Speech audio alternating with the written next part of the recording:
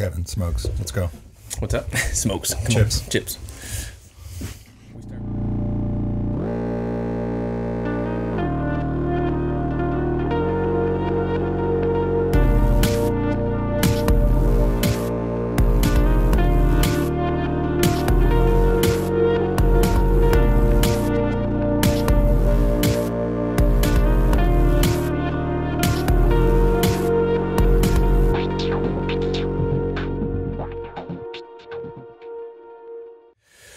Hey everyone, here we are again for one more round.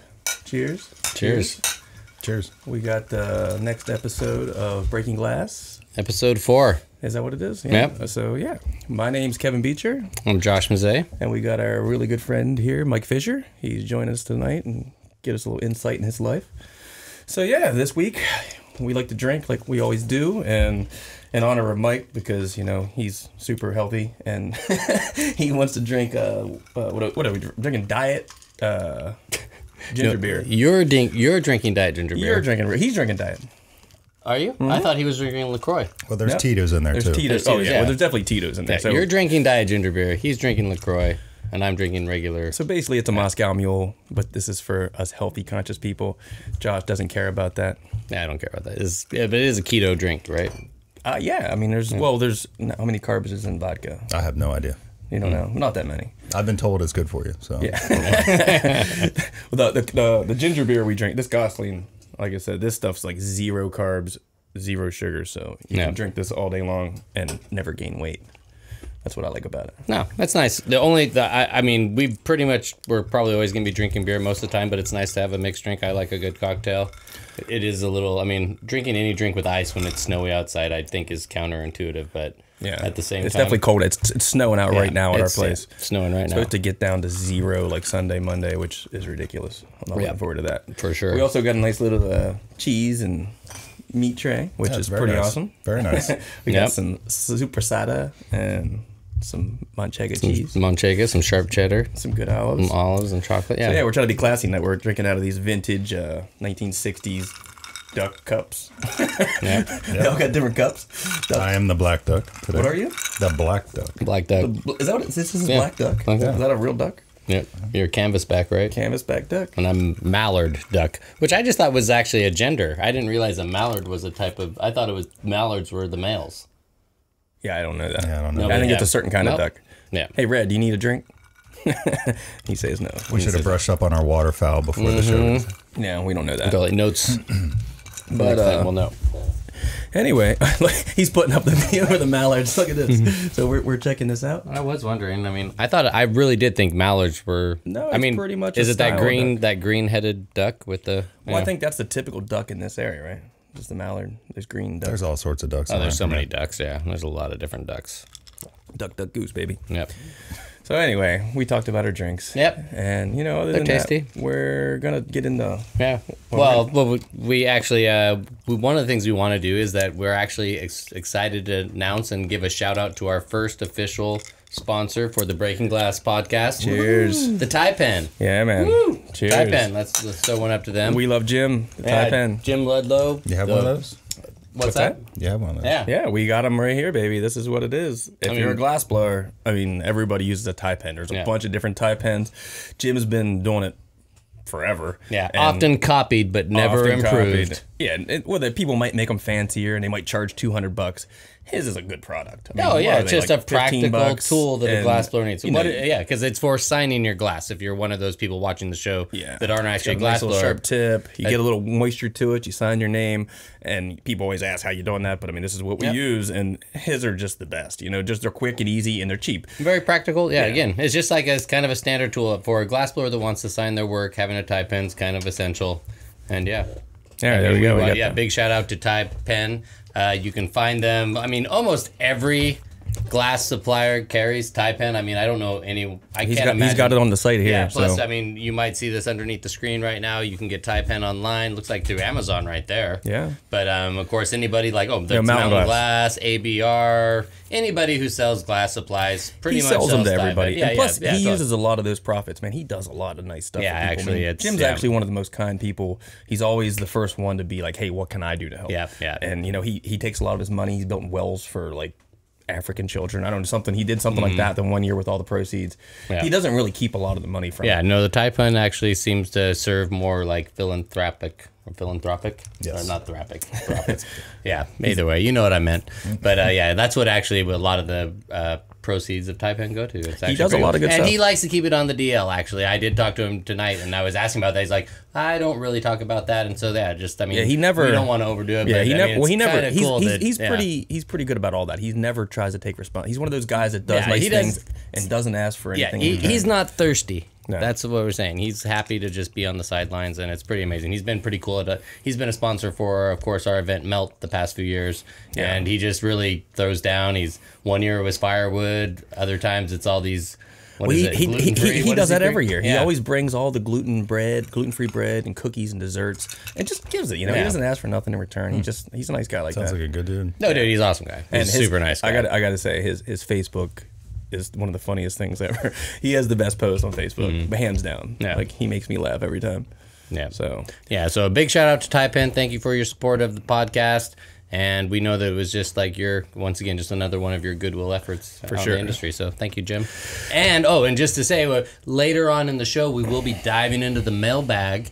And we have a few questions coming in. And the first question that came in is actually going to be the winner of a Taipan. We'll be sending you out a Taipan. We just decided whoever was the first question that we actually received in the mailbag would actually be getting a Taipan. And so, yeah, we'll be announcing that later in the episode. So now you have to listen or fast forward.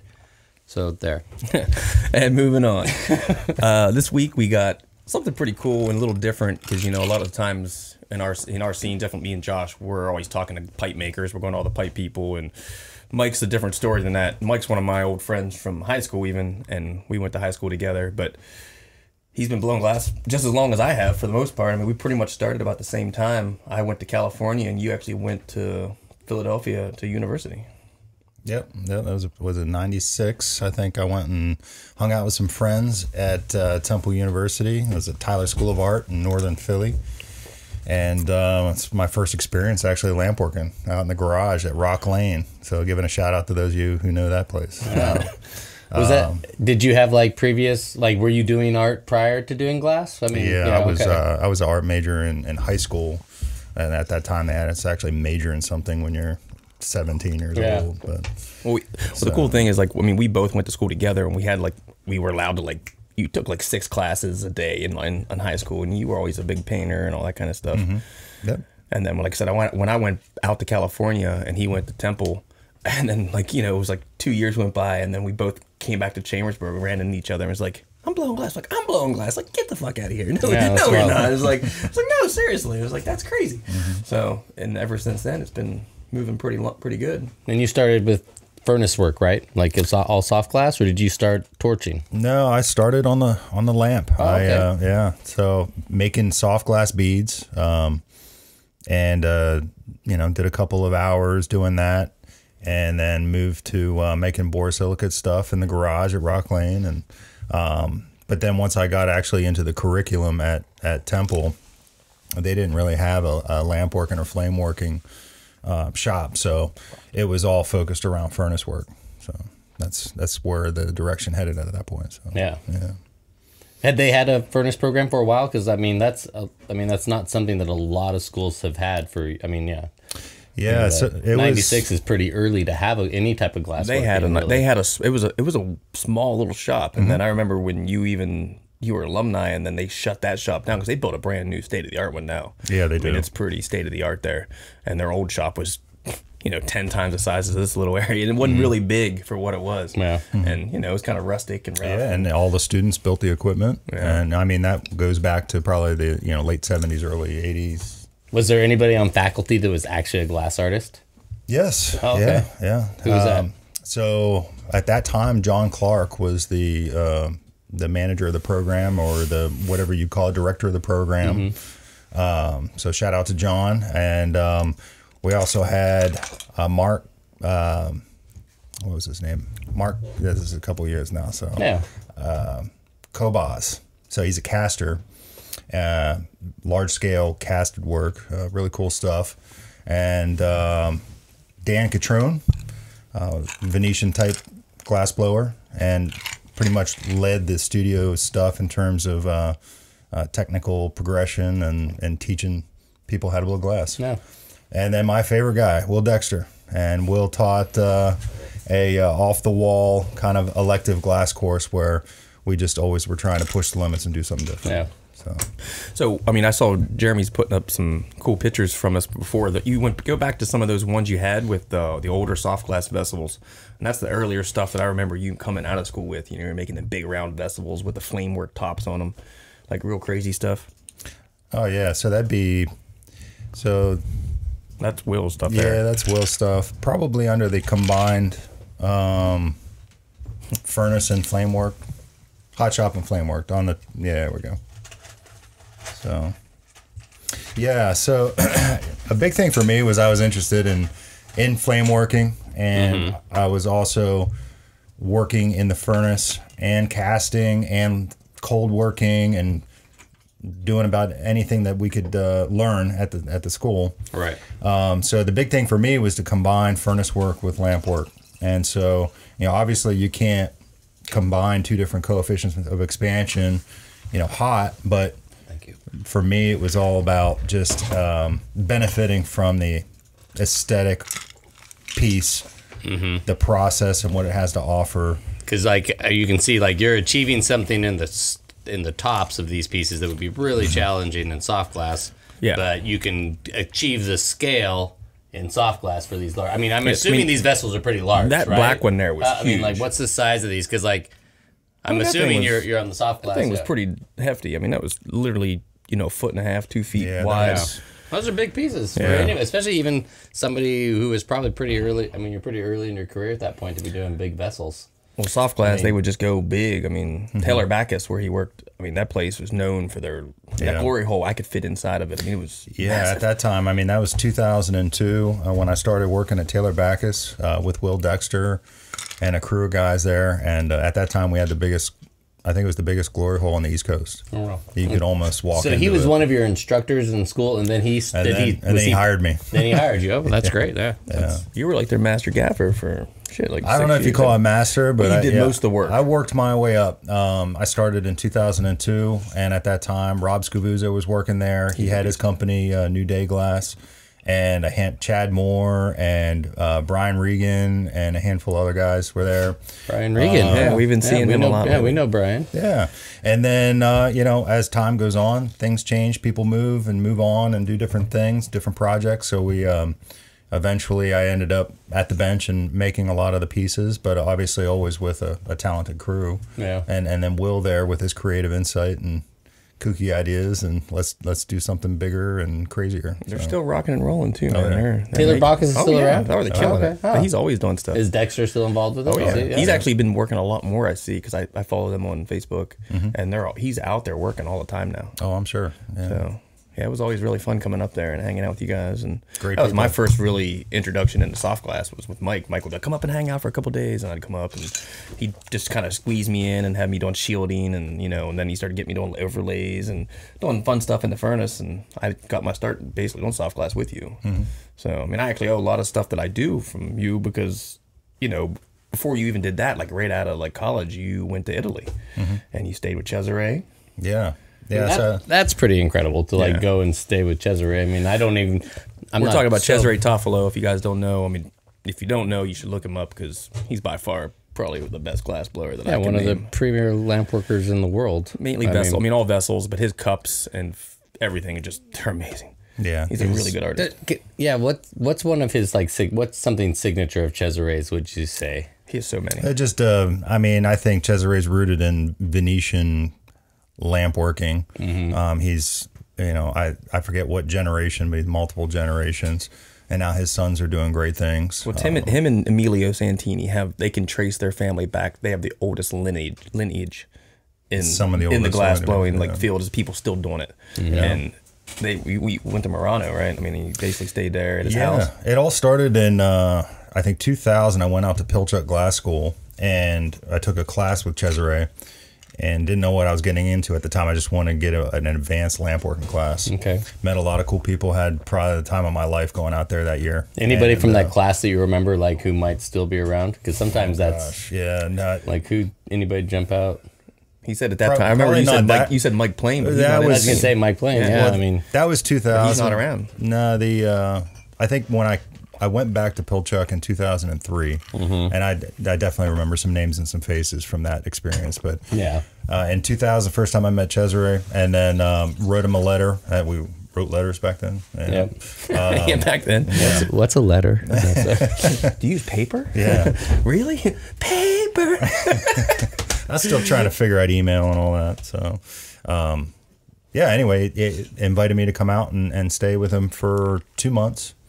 And that was right around 2001, late 2001. And right before that, I think I was on your couch and we got a call. We were laughing about it today because I said there's in our shop right now. There's still a poster hanging up that says like bread, and it's like all these different Italian breads. And before he left for Italy, we had this whole place plastered with like pitchers of wine and like cheese and like all these different Italian things. He came in that day. He's like, "What the shit is this?" Like they were just wishing you a bon voyage. Yeah, so I went out and stayed with them. How long were you out there? 2 months initially. Yeah. Yeah, it was good. Stayed with his family. They hosted me for Christmas and New Year's, and it was awesome. It was a chapter in my life I wish never closed, to be honest with you. But, that's amazing. awesome place. I actually got to see it snow in Venice, which is cool. You know. Yeah. So I learned a lot. The stories I remember you told me, just the criteria, what he did with you to teach you, and he's like he would have you take like just all day long, blow a shape, pull a point, blow shape, pull a point, blow shape, and he's like wouldn't use it, just throw it away. Yeah, repetition. Basically pull a point, blow, and then we did work on a different shape, and then a different shape, and different shape, and then after 2 months we're actually making stuff. But yeah, it was lamp working like anything else, glass blowing, stemware.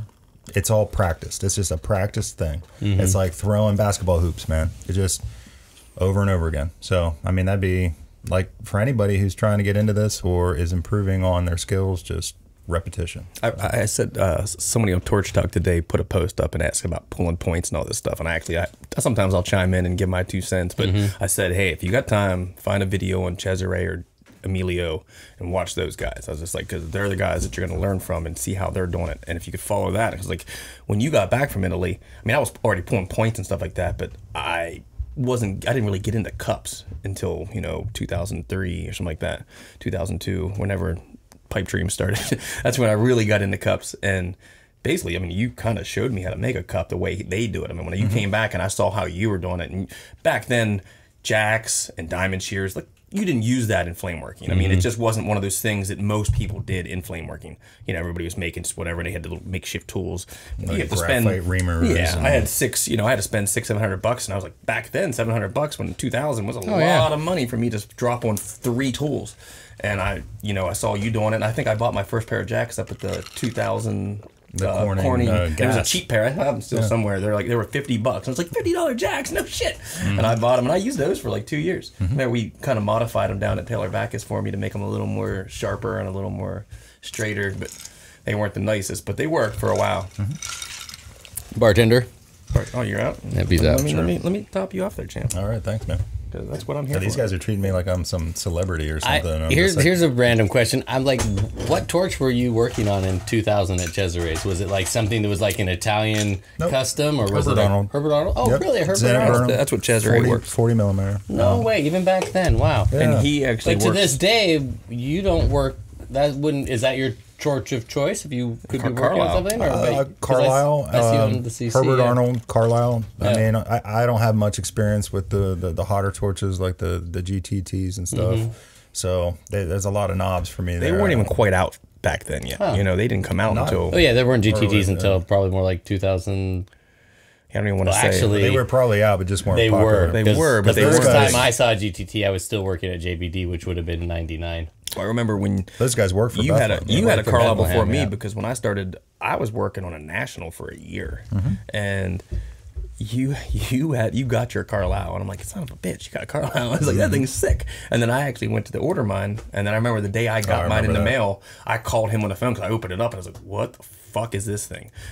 Well, it's this CC Plus, same one right here, and I didn't know what I was like. This doesn't look like deal. Kevin got a real good deal. Yeah. I called Mike. He actually drove over to my house, and so he's like, "What the hell is that thing?" There was no photos. I mean, there was no place where you ordered stuff from. There was no place to order it. You know, Whale was like the company that I ordered it from at that time, and nobody else had them. You know, there was no company selling glass stuff like Whale that. ordered? I thought you got it straight from Carlisle. No, I ordered it through Whale. Okay. Whale yeah, sent- because I don't know if that was actually really clear, but Kevin basically in whatever year it was, 2000, whatever, ordered a Carlisle CC and was shipped a CC Plus. So when he gets a CC Plus, it doesn't look, it looks Well, Mike had it's his torch, It's and- like a CC on steroids. So you're like, what the hell is this? And that's what he's been working on for 20 years. For 20 years, years. yeah, You know, accidental shipment. I even told the people at Carlisle, Brandon, the owner, back Yeah, then, that was the guy before her. Just recently you were talking to him. Well, about, I talked past to couple him years. before, it was Yeah. at Salem years ago, and I told him the story. He's like, good for you, man. He's like, good for you. He's like, I mean, I got a free $800, $900, because nowadays I think CC Pluses are, they're close to $2,000. Yeah, close, right up there, 1,800, 2,000. Yeah. But, so you worked on that Carlisle, and like I said, that's pretty much what got me into that. So. So yeah, then from there, what'd you do? So where we at? We're at Tyler Bacchus. Yeah, and then Salem was, he went to school and then he went to Italy and then you got back. And Yeah, so after Okay. school, graduating, then I moved up to the mountains near Kevin, and just had a place to stay and had a little shop worked out there, and then had when you say little shop, was it again? It was soft glass or was it lampwork? No, it was a shed. It was a shed okay. the size of this room. Yeah. He would come down to our house and work a couple times a week. I'd get lonely and I'd kind of have to see Kevin and hang out. So What were you making? crazy cups. Where do you got some pictures of cups? cups and colorful stuff and whatever I could get into. Yeah. So. I mean, when you guys see, this is some of his newer work you're looking at there. This is way not that long ago. But his early cups, even now, your cups are, I'm a cup maker somewhat, but you can actually blow me out of the water when it comes to making a goblet. Your feet and cups are pretty. Thanks, man. He can make them so nice and he can flex them. You can actually bend the cups. The Flamework stemware, Let's see probably the the flame. folder up the top, that probably has a little bit more lampwork stuff. There you go. Okay, there we go. Yeah. I recognize that. I That have one looks of cool. Yep. I think I saw one of those in the studio just the past The couple martini days. cup. Yeah. Well, there's a really strong stem to that. There's actually, nice, very nice. Yeah, with stemware, especially with lampwork stuff, it's real easy to get too delicate. And so I was selling to, different shops and galleries that really wanted them to be functional. So because I was selling them quantities, and we didn't really want them to be too delicate. And that was the biggest hurdle, I think, as a stemware making lamp worker to get past is try to Americanize them a little bit. I try to tell people that all the time. If people order a cup from me, if I make it, I want you to use it. Don't be afraid to stick in. Don't put it in a cupboard and never touch it. Pull that thing out and use it. That's what they're for. Yeah. Especially something that's, if you're not spending over, I could see if it's $5,000 or something, you'd be like, okay, I don't want to use this thing. But if it's a $100 cup, it depends though. Just because it was $5,000 doesn't mean that it wasn't made to be used. Some of them are just expand beyond. But you might be become afraid to be like, I paid $5,000 for this. I don't want somebody knocking it over. Yeah. But if it's something you spend $50 or $100 on, use the shit out of it. Drink out of it. That's what makes it fun. If you go into my cupboard, I have a lot of your stuff and stuff that we made together, and stuff that I made, and everybody comes over. I don't have anything to say. Well, I don't want. This sounds weird. I don't want to put any names on this right now because I don't want to name drop. But I did just have a conversation with somebody yesterday that literally sold a rig that was in the upwards of $50,000 to $60,000, and they were using it. And after they started to use it, because they were getting all the finger oils on this piece, they called the artist and was like, "Oh, is this?" And it was just like it was getting dull because of the finger oils because it's sandblasted, and so they thought, "Oh, is something wrong?" But to me, the best part of the story was that motherfucker's using that piece. Wow. He's like, after that, he's like, oh, okay, maybe I'll just throw this on the shelf and we won't affect it. And that's why, there's going to be people out there buying $5,000 goblets. If you make a shitty goblet, that's not functional, then it's not worth it. But some of them are just too much sculptural work or too delicate. But what you're saying is that you're trying to make something with some integrity that could actually be used on the daily, right? Because all those goblets you showed just then they look strong. There wasn't anything weak. Sometimes you see those Venetian ones and you see these crazy Marias and things come in so tight that you're like, that's so fragile. But even like these were solid. Just in the stem of those, like those are actually have some integrity and thickness that you're like, I would use that. I want to use that. I mean, no, it's all about banging them together and if they break, hey, that's the idea. We want them to break. Totally, yeah. We want you to make another one, right? Things don't break, we're out of a job. Well, it's a practice thing, like I said, and the other part of it is at this time I was starting to get paying attention to cup shapes. So it's one thing to blow a bubble and open it up, and hey, I have a wine glass or I have a goblet, but you actually pay attention to what's going to go into it, and then how that service would and how it feels when you hold it, and how it drinks when you drink it. When you put it down, does it sound like a piece of plastic because the foot's so thin, or does it sound like glass hitting the table? You know, all those things. Yeah. And I think that's sometimes where people struggle with functional lampwork stemware, because if you blow it too thin, it kind of gives a plastic quality to it. Well, like I said, I can remember taking some of your cups and flexing them. Like I said, you could squeeze them, and he was like, "Oh shit, dude, they actually move." But that's because he was pushing the limits. He was on pushing that the more limits. than that was. I'm sure, like at the time, it would be like, "Well, Dad, this isn't the best example of strength, but it also shows the limits of glass and like the potential." So that was always a thing to. Is there a name for that center shape, Mike? Obviously that's a martini, that's a flute. Is there a name for that center shape? That would be like a red wine glass. Or red, When I was reading about red wine glasses, you know, they want the cup or the bowl to be wide so that the wine can breathe. Okay. So surface area maximized. Maximize by making it low. I don't know, and I thought it was kind of a sexy shape. So I actually noticed that shape when I was setting up for another shape to make a what's called a tazza, which is an open kind of a low bowl shape. Yeah, that's sweet. Yeah, that's a very tough shape to make, but this would be kind of the. I actually have a Cesare piece that you sent me from Italy for Christmas. It's a tazza, which is freaking awesome. It's broken. I have to try to fix it. Great.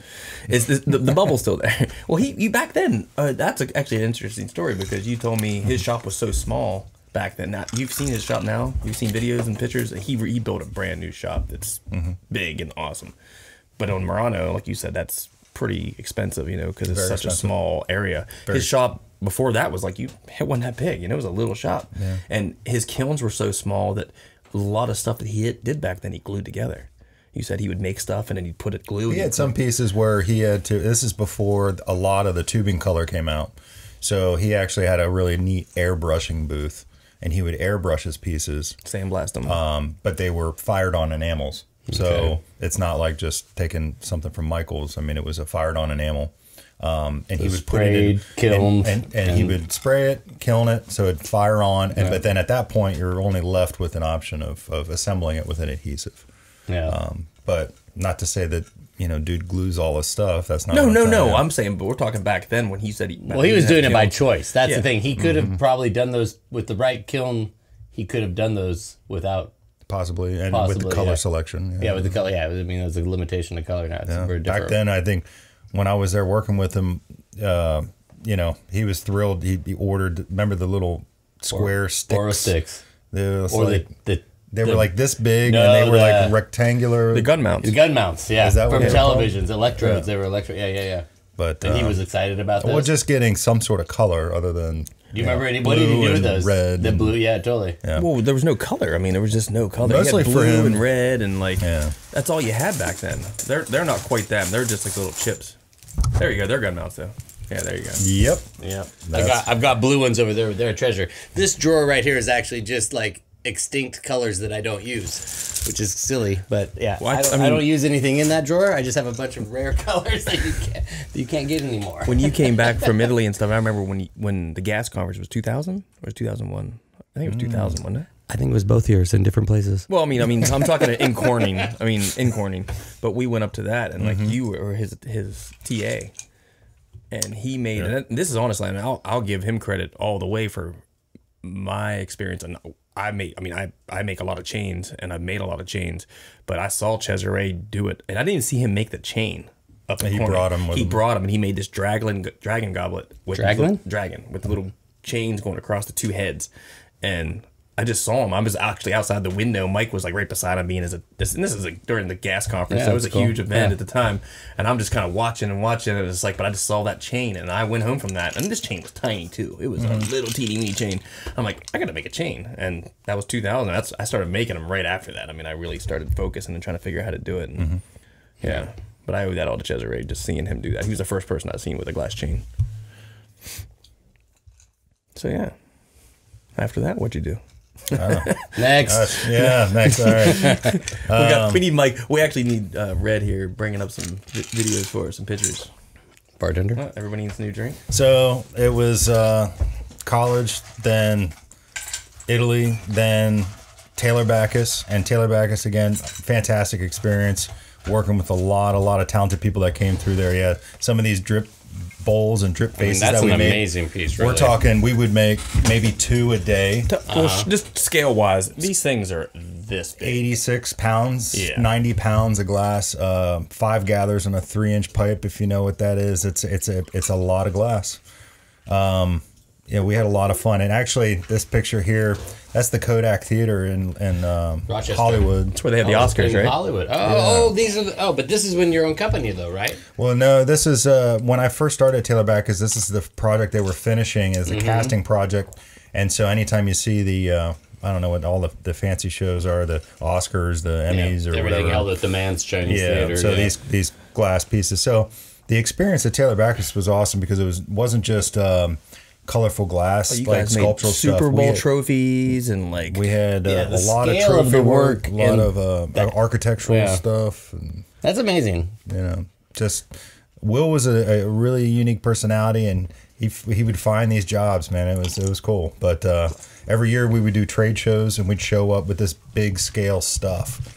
big scale. Well, it was all dichro too. Like this thing's not even really can't see dichro, but a lot of these things are, I mean, like I said, they're 3-4 feet, and it's like dichro, and you'd have to spin those. Once you pull that out of the glory hole, you're spinning it and knocking it off, putting it away, because it won't even fit back in the glory hole. So, I mean, what? Just out of curiosity, what trade show did you go to? Like, what trade show do you go to? They were going to like hook up with- Sofa and like no, Sofa. we didn't go to. What was Sofa. one you shut down? Yeah. Yeah, we went Pull that mic answer.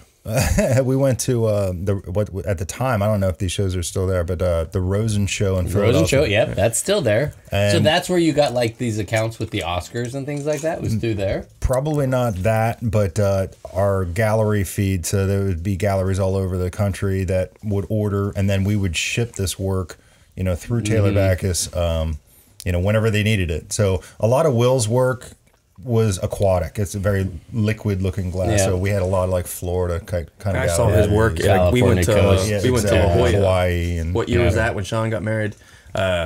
I remember going into a glass gallery in La Jolla, which La Jolla is ridiculous. It's like the size of like 10,000 people, and they have like Maserati dealerships, and It's ridiculous. They had in Will terms of- Dexter's where I walked in, like, dude, that's Will Dexter's. Like, holy shit. Yeah, because when I think of the Rosen show, that's like an American craft show. So I'm like thinking of like such small scale things. So I would have guessed Sofa would have been my guess. I mean, so that's pretty amazing. Well, that- I mean, this was early. Did they have early smaller 2000s. pieces? I mean, you're talking about like you said, a five gathers on a 3-inch pipe. I mean, did you have a smaller line of work? There was some smaller stuff, but for the most part, the Taylor Backus, the drip bowl, the drip face was just trying to push. I scale. remember now. You guys started another company there. It was like what, TB2?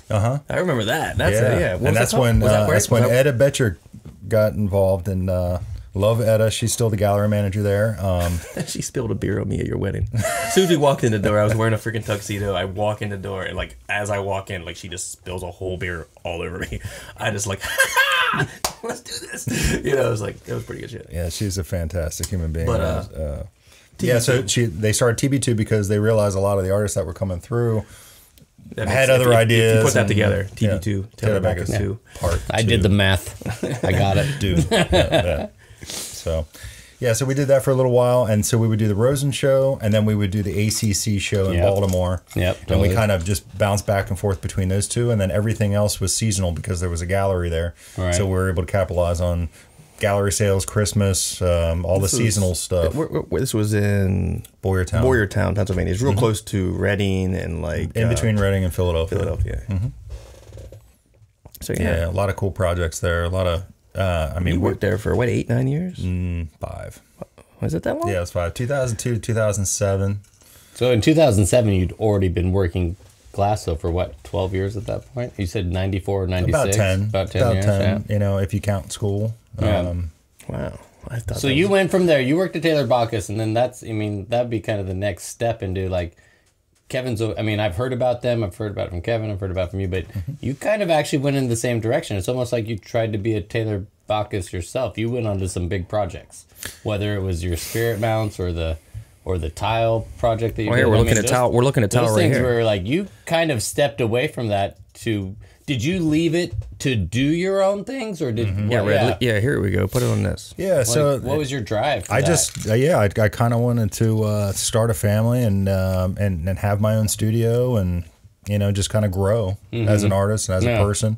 So I we kind of buckled up and took out a bunch of loans and you know bought a house that had a studio next to it, you know, a building that we turned into a studio. Yeah, That was a fun project. This guy helped out a lot with that, but started with just flame working, and then eventually added a furnace, added 2 furnaces, some big annealing ovens, and we went from just doing some local projects to getting some restaurant projects, and then I started incorporating glass into some hospitality design projects. So we got some restaurants that we did, which is pretty cool. Well, you always said to me, like, I always stood out and like, it was always your motto. You're like, shoot for the top until you get shot down. You're like, just go as big as we can until we can't go any bigger. And they say, screw it, we don't want no more. Yeah. You used to always be like, that was like your kind of little thing. And, you know, you did a lot of stuff. I mean, you did a lot of restaurants. You did hospital stuff. I mean, you did a lot of big monument looking Remember things. that one? I do remember a lot of this stuff. what's this? What are we looking at? Oh, right here? no, this, oh my God. Is that Kevin, place still tell there? this story. So, Cyrenuse. Cyrenuse, that was it. It was in Texas? Yeah. Houston? Houston. And- Outside of Houston. Yeah. I've heard about this trip. His sister got him some kind of deal with this restaurant. This is like a freaking $5 million restaurant. I mean, it was ridiculous. And Mike got this contract just to make this lighting. And this is not even like this picture we're looking at is just a room in the restaurant. This place was huge. And the area where this was, it was a brand new built area, right? I mean, it was brand spanking new. I mean, they had like gondolas with like little rivers, it was like a little Venice.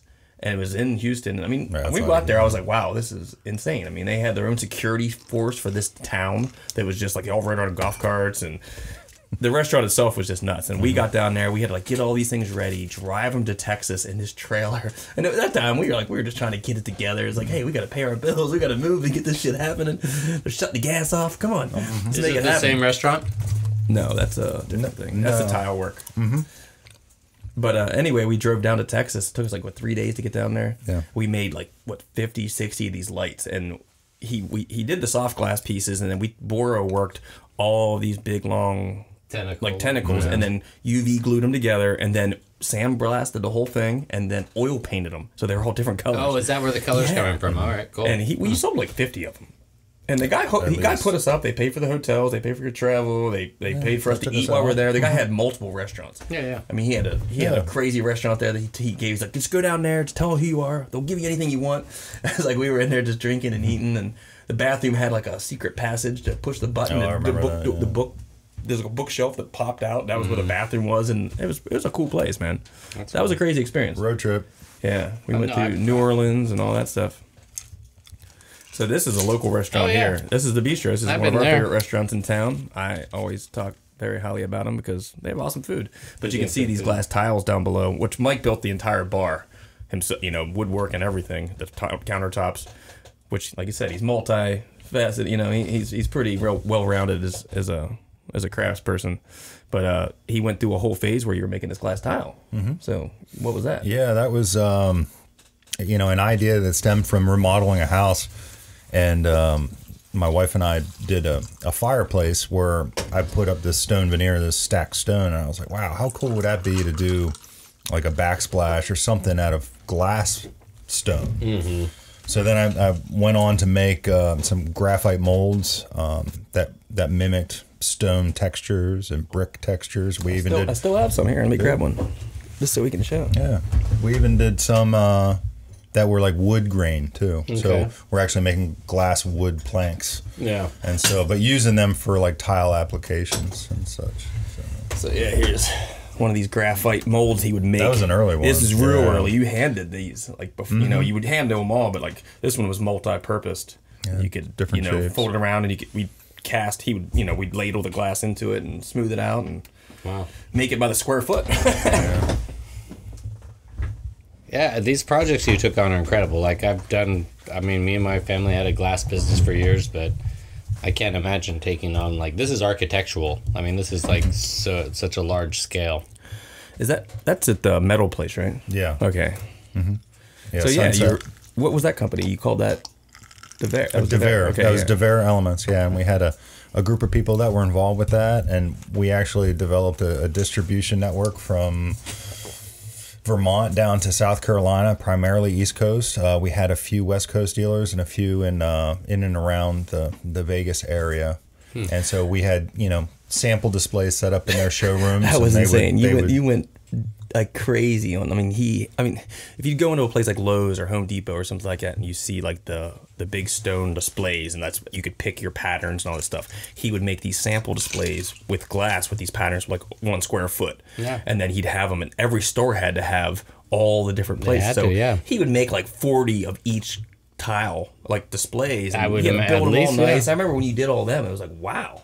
You know, that was a huge project. lot I mean, that's the cost of doing the business right there, right? You got, if you don't have examples at every Lowe's, then you're missing out. You had like 35, 40 stores or something like that? Yeah, we worked with, we got a deal with, it was called Tile America, and they had best tile shops and different, they very specialized in tile. It wasn't the big box stores by any means, because Right. we can't keep up with that volume. Right, yeah, we were really, yeah. casting this stuff. And Well, this so- stuff also sold for 50, 60 bucks a square foot. So it wasn't cheap, but it was handmade glass tile. Every tile was handmade. Everyone poured. Yep. So we were casting heavily at that point. Two furnaces. Two furnaces going. 200-pound pots. 24 hours a day. Just charge one, cast the other one, charge that one, cast the other one, and I have to babysit that damn thing all night. But it was when you had it was literally the shop outside the house. Outside the house. So I'd be outside the house. Yeah. It was kind of my dream come true because I had this 1,800 square foot What building. sucked for me because I had to and I drive get up to- there. This is true. Mike's interview, by the way. So we don't care. It was, for the. It was Mike's dream come true. It was, yeah, because I could look out the window and see, the furnace glowing in the studio, and even though I had to stay up all night charging the damn thing. It was kind of like this podcast because yeah. we definitely drank a lot. Oh yeah. Oh, by the way. Yeah, by the way, yeah. I can't even toast me because you don't have a drink. Yep. Kind of like that. So anyway, you did that for a while though. I mean, we did. I mean, you had that going for a couple years. Yeah, probably. I mean, that's Probably an 6 years. incredible thing to bite off. I mean, doing anything in architectural and then actually trying to provide it on a commercial scale of one order could just probably swamp you. Yeah, it really did. Let alone if you had an order from every 35 accounts that you had. Well, I mean, what was it back then? I mean, 30, 40 square feet a day is what you're trying to put away. Yeah. And, that doesn't seem like that much, but then you'd have one order for 80 square feet. And it'd be like 2 days just to make one order. Just to make the one order. Because it was all made to order. He didn't have none of this stuff laying around. There's some of that stuff here. Yeah, that's what it looked like there. So that's a kitchen. Oh, this is the beach trip. Remember That was one? awesome. So we got to drive to the beach, and you did a lot of the installation too? in the beginning I did. Yeah. Just if they were local, why not? Why not get those dollars? Yeah, too, This right? was Ocean, That Virginia. was Ocean City, I Wait, it was think. 4 hours from here. Yeah. But they paid him to drive down and install. But they were there, which was kind of funny, and they watched us the whole time. That was weird. And then they let us stay there with them, which was kind of weird. But we went out and got hammered. That was fun. And then showed up, and they put us in this room. We're sneaking in at night. It was pretty cool. Yeah. They were nice. Yeah. We did a lot of cool ones. And then they ripped it out 2 years later. I doubt it. Yeah, probably. Where's this at? Probably. Is this Oh, Mikey's? that was my brother-in-laws and sister-in-laws when they lived in Tennessee. Your brother-in-law and sister-in-law were married? That sounds weird. Did I say that right? You did. Okay. This is my brother-in-law and sister-in-laws. Yeah. Yeah. Which one of them's your sister? One of them's your brother. Which one? No, because they're my wife's sister. And her husband. Oh, okay. There we go. I guess I did get it right. Yeah. But yeah, you used to do a lot I've of that. never but, been married, so He that's would super do the common. lighting. I liked how you'd always put the lighting above it. Oh, You'd yeah. always light it up really nice, and you Hey. take the time to cut all the lights in. Oh, it looks When he great. first did all those installations at first, and then that's when he started getting me and my dad to go do them, and we did a lot of those, and they Yeah. got pretty crazy, man. I mean, you did some ridiculous. You had some ridiculous jobs. Yeah, it was fun. All It's incredible that this isn't what you're still doing, honestly. Look at that one. Because that's the reality all glass. is, it's incredible. That fireplace took days. Yeah. I mean, That was like 16 feet tall or something. 60. Yeah, it was huge. This is one of those hard-hitting questions. Why aren't you still doing this? Because it's incredible. Well, I mean, like, honestly, what... And this is what people need to know, though. Like seriously, if you could sum it up, what make... Because this is... I mean, I look at this fireplace, and I'm like, how... There's 500 dudes in Vegas that want this, and that just means that in every major city, there's 200 people that want this. I mean, you could do this forever. Did he want to do it forever? Maybe he didn't want to. Yeah, that's why I'm putting it out there, because when I see like those backsplashes, I actually have some friends that run a tile business in Sedona. Those guys are killing it. There's no limit to what people will do. All you can say is, do it for a year, and then do you want to keep those? No, because Mike would be like, man, this is killing. This is something I would never do. But you came from Taylor Bacchus. You pursued this. Like, what would you say to that? I mean, because this is incredible stuff. Like, I just think like there'd be no, you would never exhaust the amount of people that wanted that, right? Yeah, it's a tough market, you know. This wood grain glass was so tight. We found that we were just trying to exist in a weird place where it was, you know, hey, do we want to be go automated and put it like an oceanside glass tile where and we, by the way, we talked to those guys quite a bit and try to get a synergy going there. Or do we want to be more of the high end, just like in art, you know, you have, hey, I'm going to sell to the shop down the road. Right. Or I'm going to sell just only to whatever the high end stuff is. I mean, and you have to figure out where you exist in that. And for us at a price point, we didn't have the capital, we didn't have the oomph behind it to make it what it probably could have been. Yeah. But at the same time, that doesn't mean, hey, you can get some really cool jobs here and there. But do you still follow this industry at all? Like, do you like? Because I wonder. I mean, again, like I look at this wood grain glass like this. This is amazing. Like you're having planks of wood that are made of glass. They were all so unique, and they were all hand done. I just wonder if anybody took this up. Like, is there somebody out there doing something like this? Because it is. Well, what happens is, I just don't imagine there's any shortage of people that would actually spend that. Yeah. Just like anything, guys, and I'm sure you're aware that you know when foreign industry gets involved, and all of a sudden you start seeing foreign products, knockoffs, and commoditized products. All those little like glass tile things that just slapped onto the wall with. Yeah, and even in the pipe world, I'm guessing, and just that gets knocked off. You name it, it's gonna happen. Were you knocked off then? Is that what we're getting at? Is that what you're saying? Well, if you go to Lowe's right now, you can find 200 glass tiles for $6 a square foot. Yeah, you know, it's kind of ridiculous how it's all working nowadays. We didn't find our niche. Yeah, dude. I mean, it's incredible because like when I see this stuff, I'm like, it's super amazing, and all the texture, and you see those projects that you installed. Yeah, it's just like amazing. It's kind of fun looking at the pictures again too, because it kind of makes me. You've got to be proud of what you put together there. Tell them the job. This one's so random and weird, but tell them about that job with the guy from like NASA. Oh wow! Damn, that was insane. I don't have any pictures of that. I wish you did because it was so wild. Yeah. So this guy did contract work for NASA and some other big one more line tech companies. Thank you. Basically, they were doing an award for something. They wouldn't tell us who it was for. They would not tell us. But they had a glass component that they hired us to do. And so was it like a DNA piece? Yes. But the amount of money that went into the progression of just this one award, it was over a period of like 6 months. At least, yeah. And the guy kept coming back. He looked exactly like Ed Begley Jr. Like, it's what he looked like. I just every time he comes, like, Ed's coming. You know, it's like he'd show up, and he was like this. He was really into it. He was really all about helping. He wanted to be involved in it. But he would order 10 feet long glass, plate glass. Flat, like microscope slide kind of stuff. But 10 foot long. And then the first piece was a graphite mold that we hooked it in, and then we'd have to have 2 torches. We'd hold both Carlisle torches in each hand, and we'd be holding it and heating it, and one person, well, Mike would be spinning it, I'd be holding a torch, he'd be holding a torch, that guy'd be feeding it, and we'd be going up, down, and like we would try to wrap it around perfect without no flaws, which it was insane. I don't know. Did we ever even get one that was like really perfect? We did all right, but the funny part is this guy rolls up in like, you know, a white Cadillac Escalade or something. And I remember one of the first times he comes into my shop at the time, and Kevin and I are there just trying to get set up. Hey, what do you want? What can we do? And I open up the annealer and a mice He used to hunt these things with blowguns in his shop, just so you know. We never hit one. So I can imagine this guy with, I don't know what kind of budget or what kind of projects or what kind of clients he's working with. You always said he never cared. He's like, just whatever your shop fee is for the day, and he'd pay me, he'd pay him, he'd rent the shop. So, you know, it was dropping $1,000 every time he showed up. And it was insane. Then the next time he showed up with a prototype that was made out of plastic. And I'm talking, that must have took enough time just to get that thing developed. And there's just what he wanted made out of glass. And then he had the graphite piece made. Then he had a brass piece made. It was a mold that would break apart so you could get the piece out. Remember that? I mean, I just can't imagine the actual amount of man hours. I forgot about that. I don't. I remember that very well because it was such a wild thing in my life. I'm like, I cannot believe this guy's spending this money to make an award for one person one time.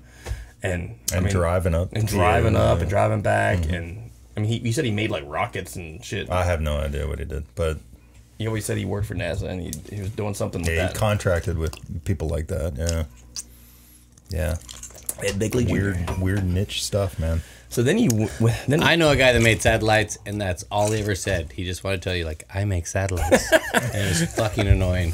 But sounds like a different guy. I make satellites. Yeah, totally, yeah. Oh my god. His name was Chip, though. I like turtles. I do remember that. Chip, yeah, there you go. But that brings you down a level. If your name's Chip, you're like, you're not going to be nobody with the name Chip has a big ego. And he looked like Ed Begley Jr. Your name is Chip.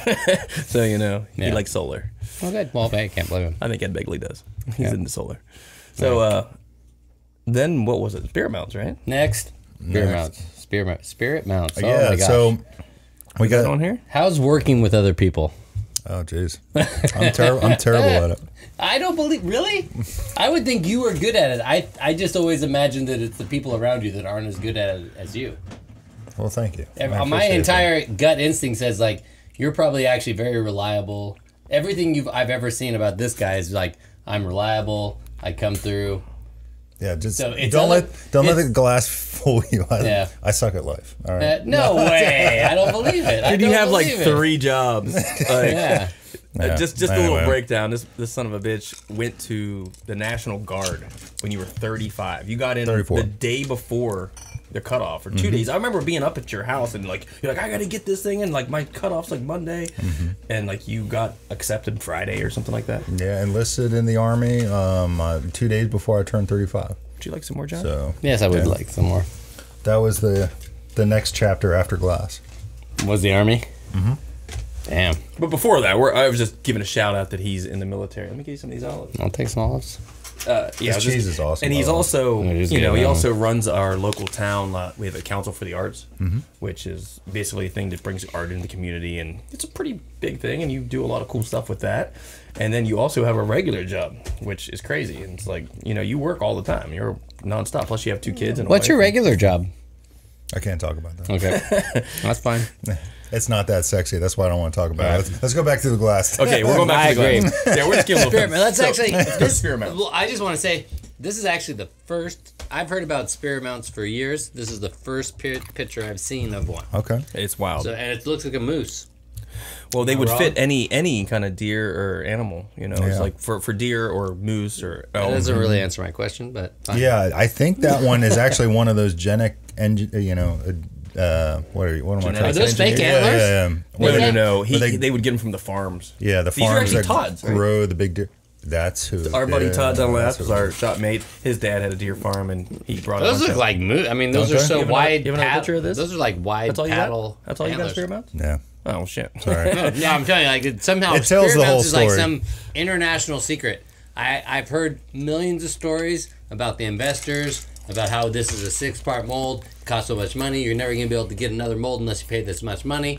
First picture I've ever seen, and what do they say? That's the only picture we have. Well, there's probably if you would Google spirit mounts, they'd probably come up on. Might be. Wouldn't that bring up the card game? No, you got a letter from World of Warcraft, right?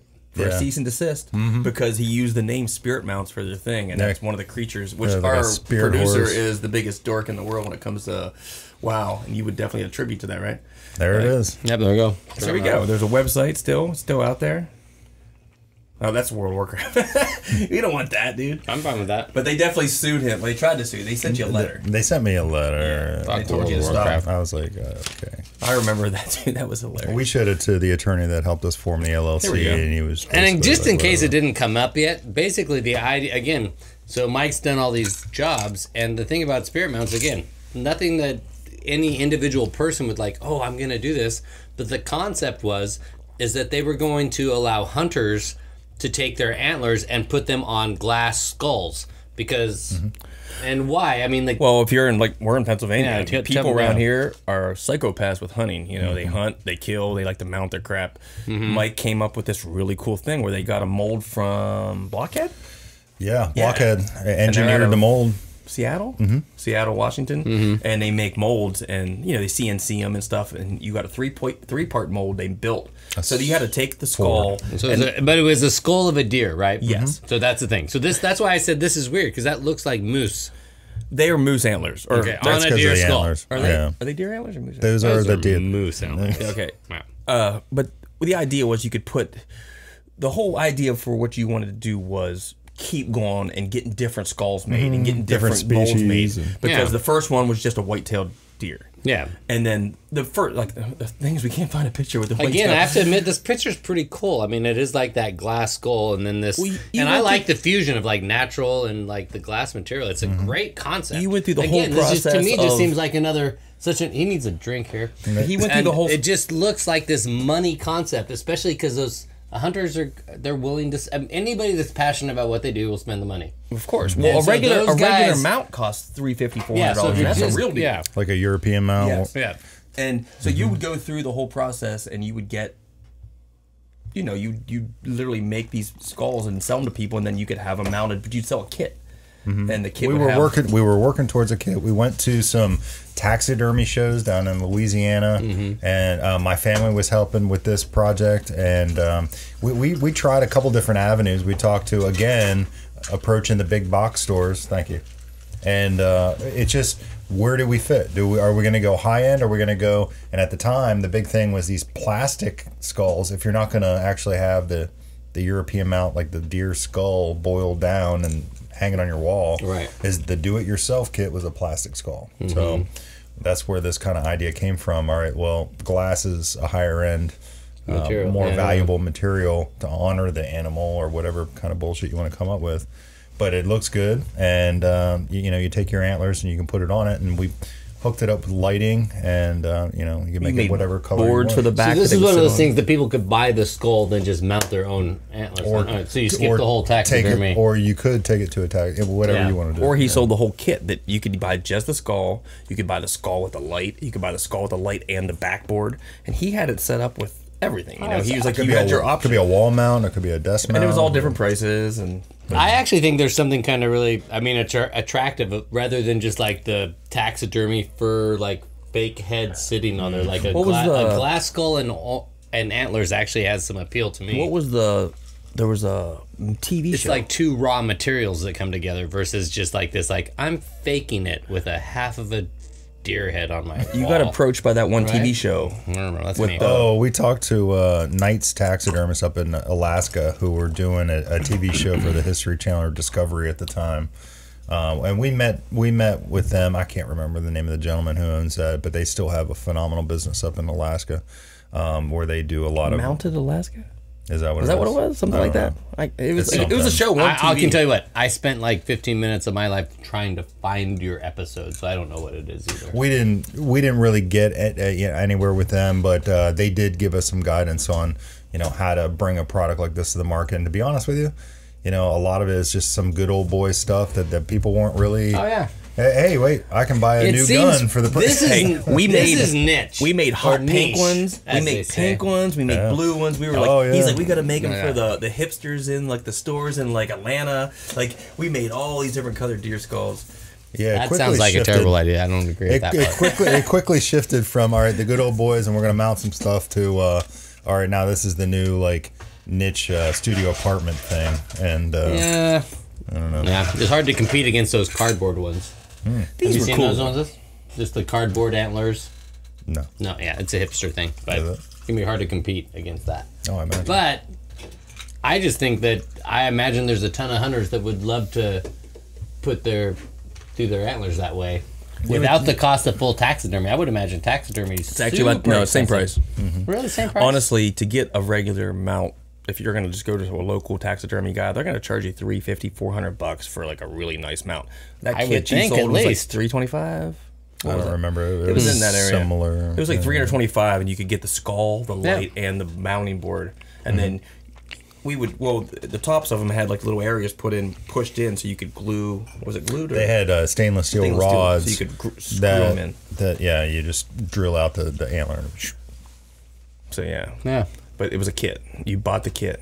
We were hoping to see him in Walmart, but it never happened. I was hoping to see him at like Cabela's at least. Yeah, good call. Yeah. All right, I'm gonna give you that. So you did that. I mean, I remember you did that for a while, and then that's when you started kind of like rethinking life a little bit. Mm-hmm. And Yeah, that's when things you were got tougher. I had, life happens and 2 kids happen, and it just reality set in about where we were living. We had been at that our mountain location for 7 years, and convenience awesome wasn't place. there. I loved it. I loved it. And actually now my son's he's going to be 10 soon, and he's big into fishing, so he kind of wants to go back. But Nice. what he remembers of it. Yeah.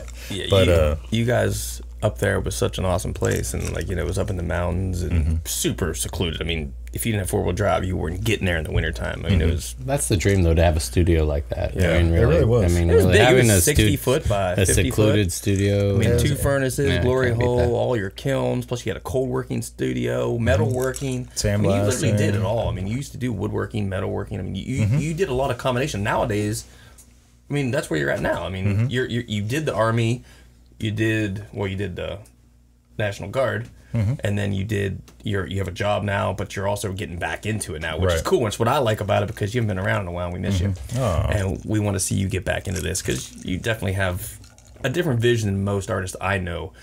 And you never, like I said, this guy's never got into the pipe scene.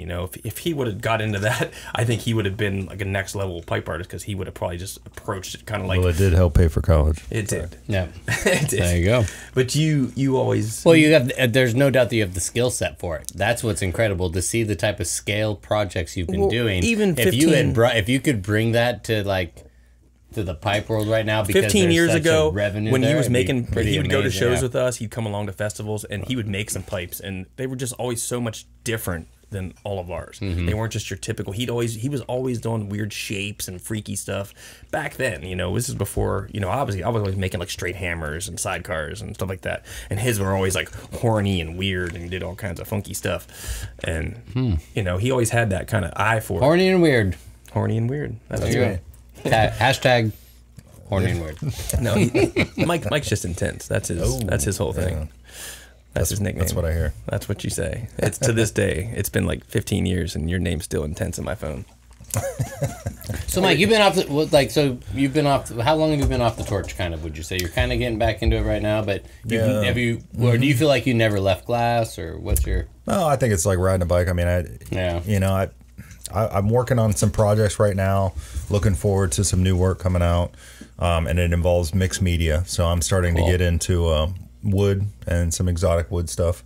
But I'm approaching it in a way that's not through the lens of a woodworker, not through the lens of a glass guy, not through the lens of I'm just trying to combine things so that I can make some work that makes sense to me and makes sense to trying to come up with some new, some new characteristics by using materials again. Yeah. Just the way that they can offer, an aesthetic decision that, gives a piece its final oomph. You mentioned to us the other day, you've been working on a shuffleboard table. Mm-hmm. Now, is that you're again shuffleboard table? You're just talking about the scale of something that's so big. Do you think that's where your real heart lies? It seems like maybe you're into large scale objects. Is that what you? Seems like to me always. It's always big. No, I mean, bigger than that. and I admire that. I mean, I just think like you you raise the level of what you're doing when you choose. And again, like you have such a good skill set that I mean, well, is that like how you see? You just envision large scale work, or does it come to you? Well, I don't know. I like working on larger scale, and I think I was thanks Will Dexter for screwing my sense of scale over the years of gathering up big pieces. But I've always got more satisfaction out of seeing something from here to there than I have when I go in kind of microscopically and try to examine something. You guys, that's really cool. I mean, that large scale you say about that. Another little quick story. I can remember being with you at Will's at Taylor Backus that one time. I just showed up that weekend to hang out, and they were working out of the big glory hole. And like he said about it, he like freaked out because he started pulling his he had to pull his contacts out of his eyes because he said they were melting his contacts. The heat was so intense it was melting the contacts in his eyes. And I remember people going outside and throwing up that day because it was so hot, and we're all trying to stay cool. We're dumping water on our heads. I mean, it was hot. I mean, those pieces that day were insane. I mean, they were so big. I mean, you're talking a ball of glass that's like this big around when it comes out, and by the time you flare the thing open, it's freaking 4 feet across, and they're like spinning these things on the side of a pipe. And the one day, the one hit the floor. I'm like, oh my god! You know, it was like took like 2 hours to make that piece, and 6 guys working on it, and it hit the floor, and then they was like, well, make another one. What are you gonna do? Yeah, but that was a big thing. I mean, Those were some fun years. You guys had a hoist in there. Yeah, we tried that you could hoist the glory hole or the pipes. Pipe. Yeah, so that we could lift the pipe. We tried it was a gantry system we tried to work on for years because it got so heavy. But really, working on that scale, the thing that is the glory hole. I want LaCroix this time. I want LaCroix. Sucking the oxygen out of the room, and everyone would start getting sick. And it was kind of like being an athlete and an artist at the same time. I kind of dug, but it was funny. No, it's a lot of physical limitation to it. Will would always, all right, it's August, that makes sense. Let's fire up the big hole. All right. Yeah, right in the middle of summer. I remember being that one day. I'm like, Jesus Christ, the heat coming off that thing was out of control. Man. Yeah, good times. It was good times. So other than that, so we know where you're there. We know you were here. What do you got coming up? Anything good? Well, I'm working on this body of work right now, and it's at its infancy. I've been playing around with some woodworking and live edge type stuff, exotic wood type stuff, and I made a recent decision that I don't want to like put myself into like a functional category. So I don't want to, the shuffleboard thing, couple of tables, cool. I don't know that I want to go there. I think I'm starting to think about using glass and wood together, and there's some other products that I've been working with to combine all of those elements together, and I really want it to just be art. Right now, I work a lot. I can be an artist again. I don't have to worry about making stuff that someone can use so that I can get the paycheck. So and I'm looking forward to it because I think that's who I am too. So, so he's intense. Just so you guys know, it's going to be intense. Should we call it intense? I think you should. The new work? Intense Industries. Like that. Well, I don't need a company, but I mean, like the new body of work. I'm done with making companies, dude. Freaking, what was that? Zoolander. Zoolander. Intense. Steel. What's that? Blue steel. Blue steel. Yeah, well, blue steel. Intense and blue steel. Yeah. Same. Oh. So, well, good, man. I'm glad that's all working out, and I wish you're always been pretty solid with all that kind of stuff. And hopefully we'll see you out to Melt this year for a couple days at least. I would love to. We've been talking. We're trying to get him out to Melt just because to bring somebody who has who's been doing this for a while and has killer skills, and then bring them to Melt where they're gonna hit everybody that's so in the scene right now. Pipe making and he's just so not there. But we're gonna get you to make some pipes with us because I have some ideas and I've told you about them, and I really would love to get you involved in that because we'll take a look. We're gonna do that. We're gonna get you in there. Well, just in the interest of not having a long boring show, we're gonna wrap this part of it up and bring us on to this week's mailbag. And we're super excited to say that we actually had some questions in the mailbag. Are you okay with that? I'm great. Good. Thank you. You need some more cheese? Need some more cheese? I'm good. Try some of that. Well, they actually gummy bear. What do you mean? Supersonic? Supersonic, this shit's so good. Yeah.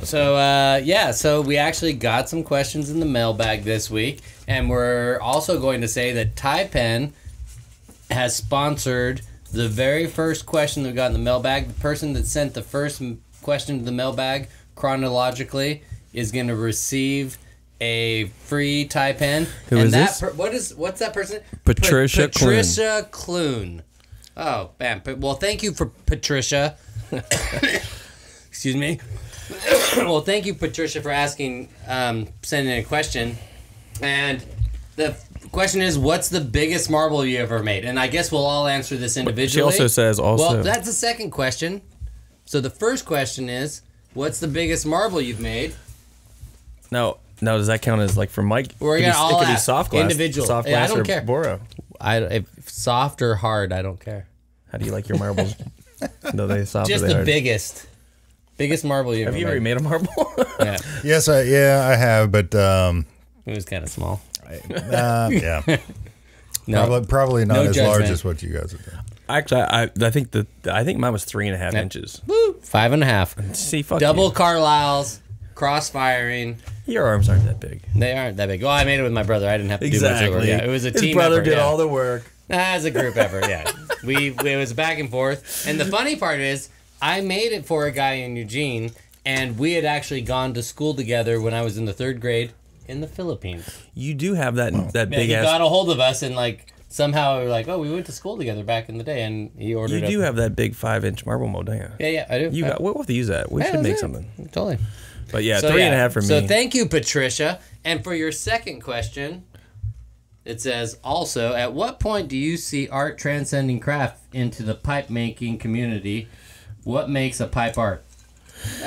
I'd like to hear what do you say about that? What do you think? Yeah. Well, You don't necessarily have to timestamp it because that's a tough one, but it's yeah. it's a age-long question as what is craft, what is art, Yeah, and exactly. and we could probably have multiple episodes. You guys could probably have multiple episodes talking about that. Really, it's just how do you define it? And so for me, it's fairly simple. Where I think that when you start introducing function, it takes it away from art, and unfortunately, that's just my opinion. Yeah. But I think you that's know, unfortunate. there's I plenty actually of feel. artists. I mean, I look at you as an artist, Mike. Honestly, I mean, I've known you Okay. for fucking ever. You're an artist. Can you just edit some little hearts on top of his eyes at that point? Thank But you. I'm just saying, I don't consider myself an artist, really. I kind of consider myself a craftsperson.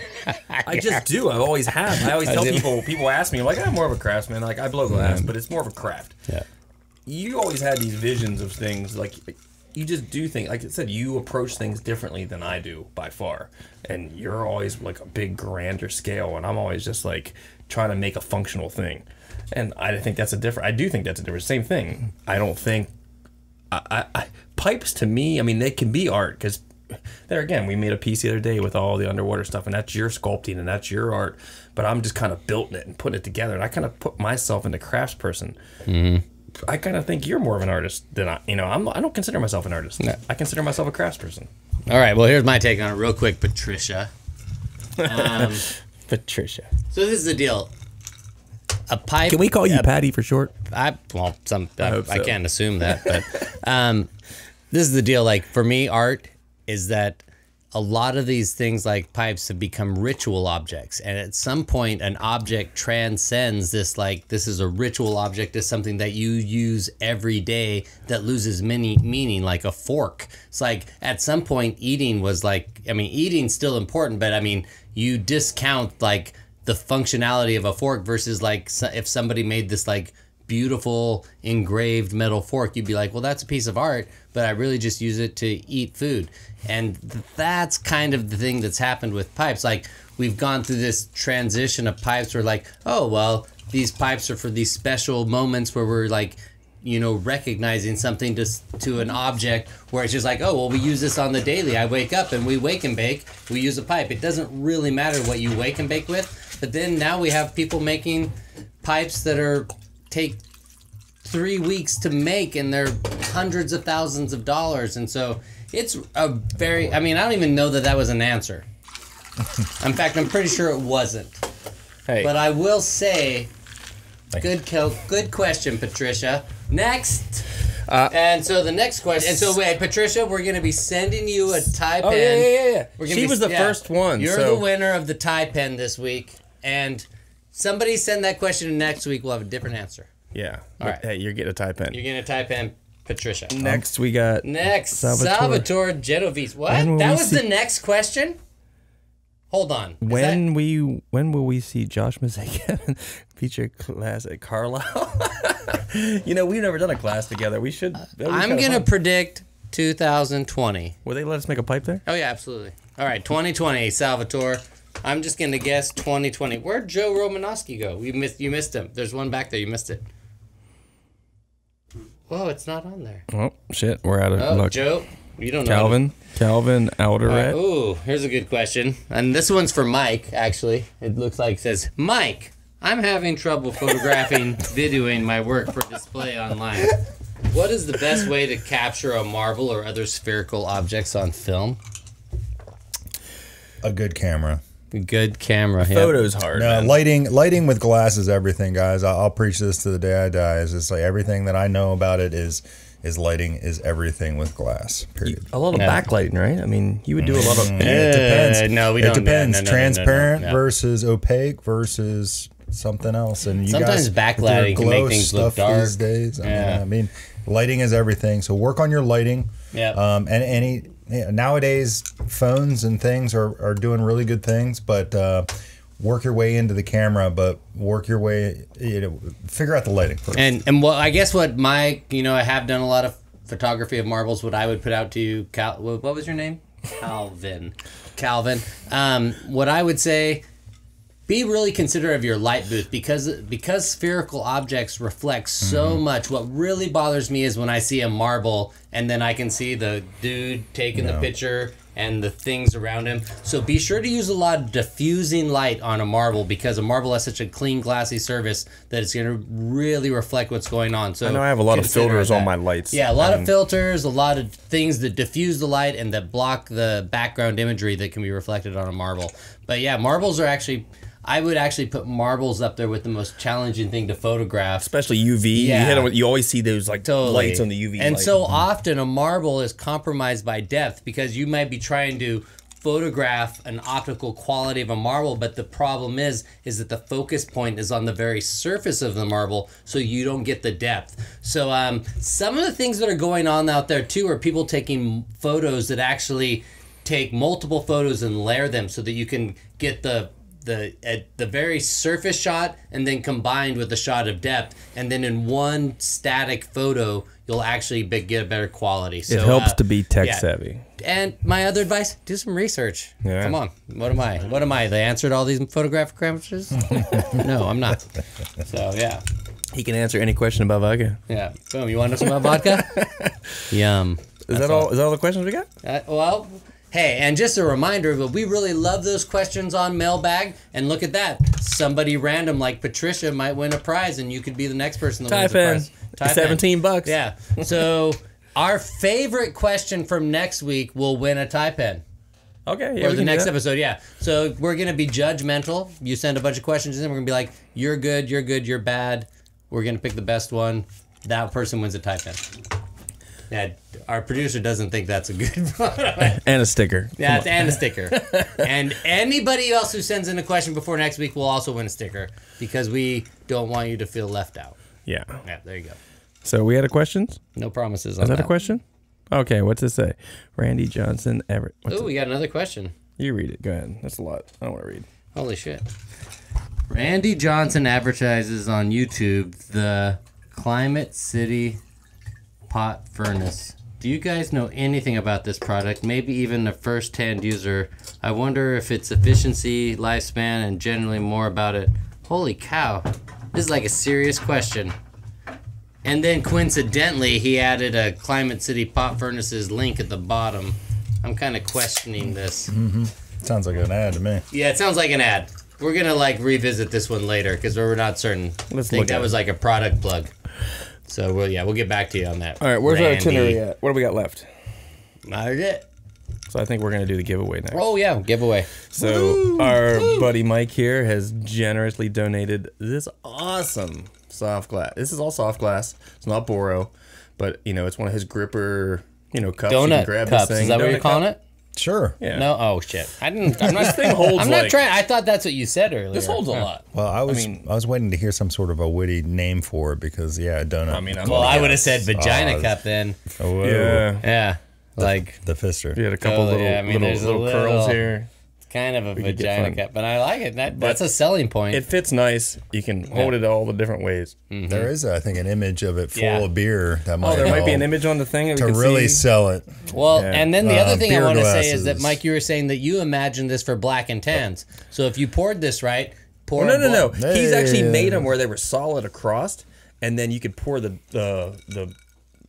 Guinness in one side and the Bass in the other side, and then you would, as you drink them, they would mix. Ah, okay. So this one's not that way, but I mean, it's still like a pretty. It's a lot different than putting a donut hole into a soft glass piece than it is to do it on like Boro. It's just totally different. Yep. I mean, it's a larger scale. It's a lot trickier. But yeah, there's that's the photo right there. That's the glass, right? Same glass. So that's what you're gonna win. This is a pretty sweet piece. Cheers, man. You should be happy to win a piece like that. Yeah. And we'll announce that in the next.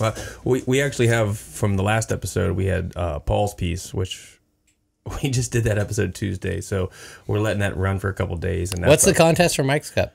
We don't know that yet. We So don't know. We yet. haven't even dropped it yet, but it'll all be on the Breaking Glass podcast page, and you'll be able to check it out. And you want to go in there and enter, but you'll see the winners. And on each podcast, we always announce the winners, but we didn't announce the one for Paul because we honestly just. Yeah, it was only two. Literally It was did it only like 2 2 days days ago. ago. So So yeah, we're giving ourselves a little We're forgiveness kind on of that. filling Yeah. up episodes, but we'll probably he'll put the pieces up. Right? Is it up for auction yet? It probably is. But in any case, It's not up for auction. It's a giveaway. I'll giveaway. Sorry. We'll have it on there, and you'll be able to have a chance to win one of his turtles. But Yeah, one of Paul's turtles. and this cup is going to be epic. Whoever wins that's going to be pretty psyched.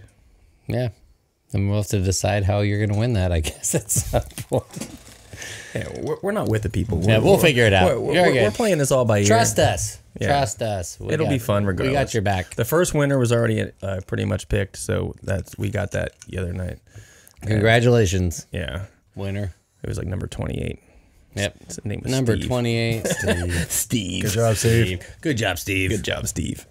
All So, right. other than that, anything else you want to give a shout out Wait, to? let's double check so we don't have to re-edit anything in later. Did we Yeah. miss anything? You got anything you want to say, Mike? Shout out, plug? Nope. Thanks for having me, guys. Well, we'll Hope to see it melt this year. Are you going to be Yeah. there? Is that like an official announcement? that If you're- you want to be there, you're there. It's up to you. Are you going to be there? I hope so. are you going to lie to all these Are you people? going to lie to all 40 of these people? Are you going to lie to them? Tell them the truth. Are you coming? Just come for 2 days. All right, I'll be there. All right, 2 All right, days. Woo, he's we got coming. Mike for 2 days. We'll get them on the soft glass truck. Yeah. You'll be able to rock the hell out of that. Yeah, dude. I want to do some lamp working too. Whatever you want to do, Yeah, you can do we'll whatever make you it wanna happen. do.